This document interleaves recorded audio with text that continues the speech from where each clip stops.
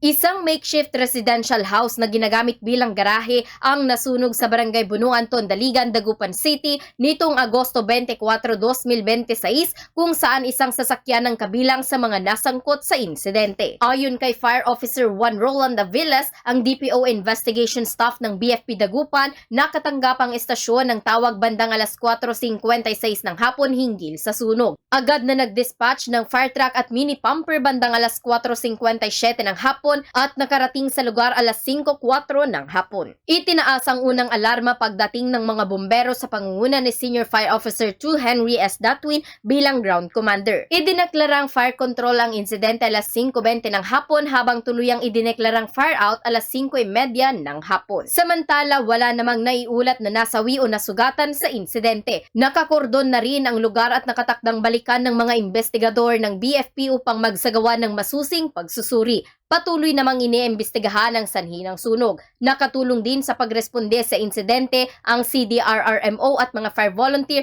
mula sa PANDA. Samantala, pinaaalalahanan ng BFP ang publiko na tiyaking nakapatay at naka-unplug ang mga electrical appliances at kagamitan bago umalis ng bahay. Mahalaga rin umanong regular na suriin ang mga electrical outlet lalo na ngayong panahon ng madalas na pagulan upang matiyak na hindi ito nababasa o natutuluan ng tubig. Pinayuhan din ng mga residente na huwag iwang bukas ang kalan o anumang kagamitan sa pagluluto bago umalis ng bahay bilang bahagi ng pag-iwas sa sunog. Ma'am, at about 16:56 may tumawag po sa estasyon. Ang caller po is si Ma'am Daniela Francisco na may residential fire daw po sa Bunuan, Tondaligan. And then 16:57 hours, August 24, nag-dispatch po ang fire truck namin, which is yung Rosenbauer fire truck and yung mini pumper po namin. And then ang oras na pagkarating namin sa fire scene is 17:04 hour, August 24.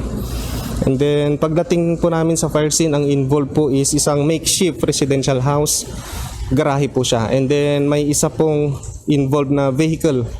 Yung vehicle na yun is Honda Civic 1998 model. Ano po yung initial assessment po ng BFP dito po sa nangyaring fire incident? Ma'am, ang cause po niya is under investigation pa po.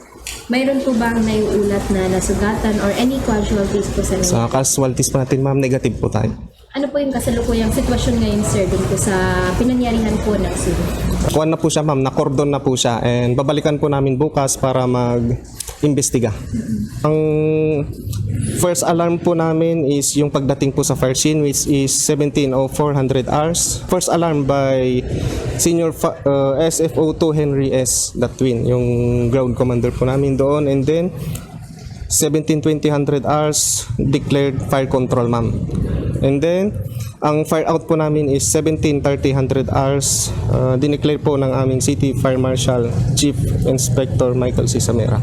Bukod po sa inyo, sir, na BFP na agad pong rumesponde, may mga katuwang po ba tayo sa pagresponde po sa nangyaring incident? Yes, ma'am. Nandun po yung kasama namin yung CDRRMO and yung PANDA Fire Volunteer.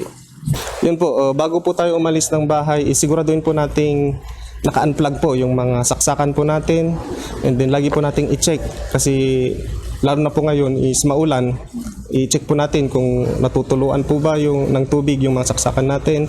And then ganoon din po sa mga pag nagluluto tayo is bago tayo umalis is patayin po natin, i-make sure po natin na nakapatay.